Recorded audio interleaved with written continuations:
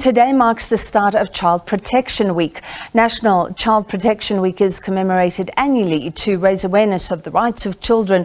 It's led by the Government Department of Social Development with its partners. The theme this year, Let Us Protect Children During Covid19 and Beyond. Well, the stats remain alarming when it comes to the amount of children subjected to violence in South Africa, and the child homicide rate is twice as high as the global estimate. The Nelson Mandela Children's Fund is commemorating the week. We're joined now by the CEO of the Nelson Mandela Children's Fund. That's Dr. Ncube-Nkomo. Thank you, Doctor, for being with us. Firstly, I'm really interested that you're looking at the role of boys. It does seem that there is a growing conviction. You will be holding a symposium, but it seems there's a growing conviction that to protect women and girl children start with boys.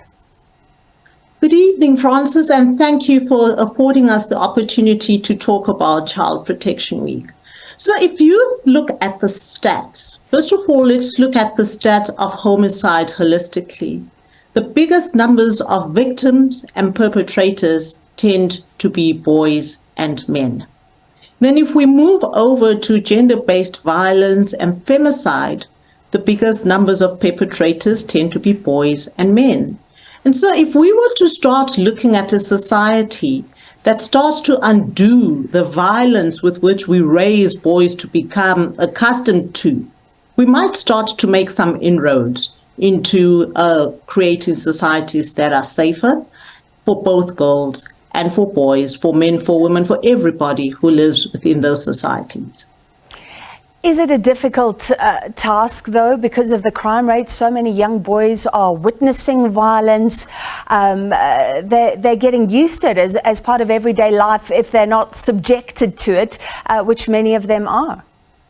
It's swimming upstream because we are the ones who raise boys in a certain way. And over the years, boys have been raised to believe in violence, the strongest is king, and so on. So it's really about us unlearning as the caregivers, the beliefs that we've got around masculinity and what that looks like, and then filtering it down to boys in our homes, in our spaces, to just learn a new way of living, a new way of being that is non-violent, that is more collaborative, more engaging than using fists, knives, and whatever else to resolve issues.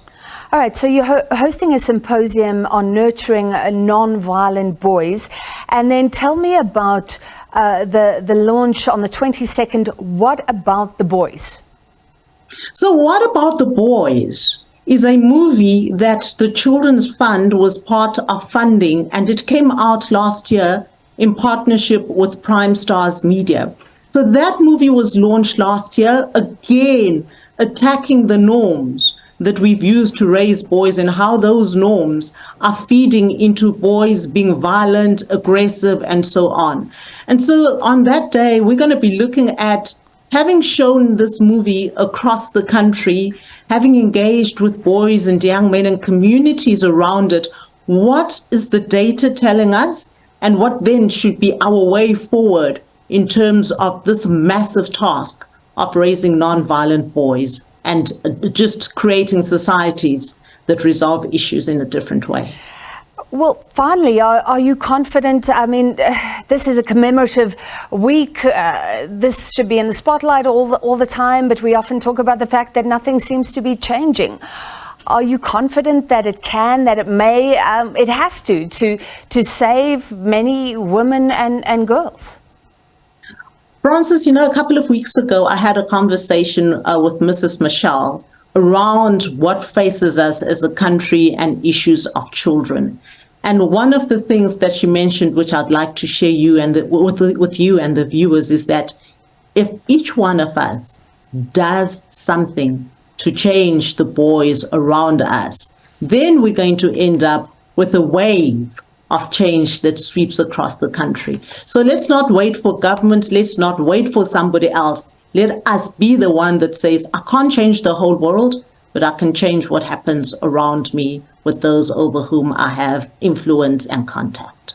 All right, thank you for your time, Dr. Ncube-Nkomo, Nelson Mandela Children's Fund CEO.